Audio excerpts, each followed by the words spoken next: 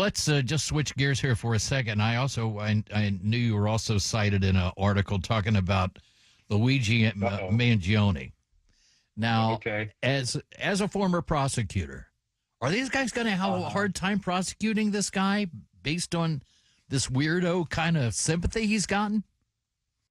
I think you ferret that out in jury selection, and you try to get people in a jury who aren't gonna fall for that sort of starstruck sort of a thing.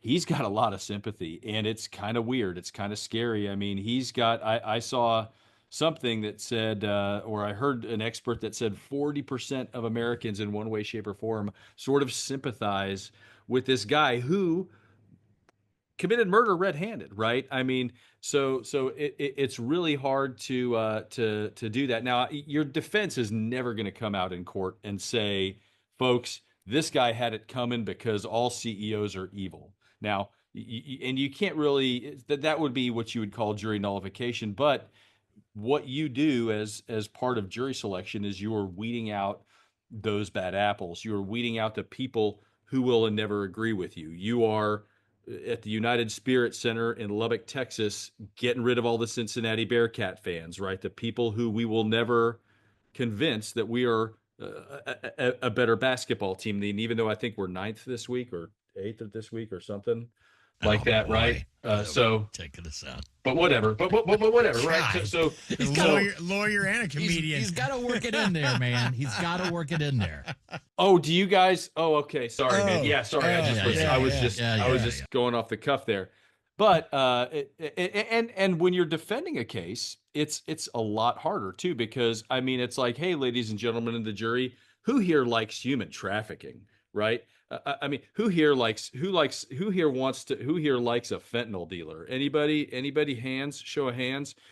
So what we do when we defend people, that's what we're doing, is we're getting rid of people from our jury panels that we just know we're never going to persuade. And in the Luigi Mangione case, if you're prosecuting that thing, you're looking for people who are starstruck. You are looking for those sort of cult following people. And the beautiful news is that in America, we've got people who are listening to podcasts about dogs and cats, and people who are into. You're going to be solely disappointed if you talk to your average Starbucks customer and you listen to what's on their reading list, if there is one at all.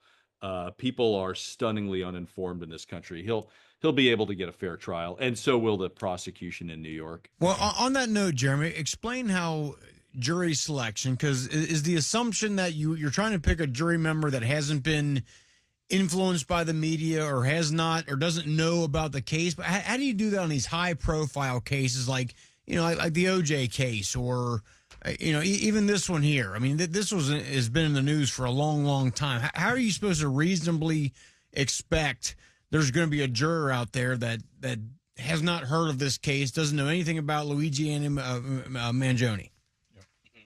Well, and the standard isn't whether or not you've heard of it. The standard is, and to answer your question, the standard's legally, have you formed an opinion about it? We just had a trial of the most recognizable human on the face of the earth last year, Donald Trump, in Manhattan, in the same building where Luigi Mangione is going to go and have his trial. And so what you do, though, is it's a numbers game, right? You have 5,000 potential jurors who are on call, and then you call them up 70, 80, 100 at a time, and then you are not chosen for a jury, you are left over, and that's a very, very important distinction. So and just anybody who's listening here, okay, can I speak kind of in hushed tones, because I'm telling you the secret, like the secret to get out of jury duty. You guys interested, or do you want this on your show? Like breaking? Okay. All right. I have my own ideas, by the way, but I don't know what you're going to say. Okay. Yeah. Just talk. Just talk. Let them know how crazy you are. Okay. Once you start talking, and once the lawyers start taking notes, you're going to scare somebody in the room. The more opinions you have, the more they're going to go, oh my gosh, this guy. Yeah. Get rid of this one. So it's the quiet ones that make the panel always. Okay. Yeah. All right. That makes a lot of sense. Dig yourself a hole and hide there. That's right. Yeah, I'm telling you, you can see them the minute they come in there. They're nodding, they're smiling at everybody, and then you ask them a question, Mrs. Smith, how much marijuana do you smoke? And they just laugh and giggle, and you're like, okay, you're on the jury. We couldn't get you. Yeah. With that, Jeremy Rosenthal, stuff. we will let you go, buddy. People want to find out more about you. We're going to go. TexasDefenseFirm.com, but I don't handle airline cases. I'm sorry. I'm a criminal lawyer. I took this vow of poverty, and we can't do that. You could be rich. Well, be rich, Jeremy. I know. Head north, man. You got to head to Toronto, eh? No kid. We'll get some Tim Hortons. All right. See you later, buddy. Bye. See you, Jeremy.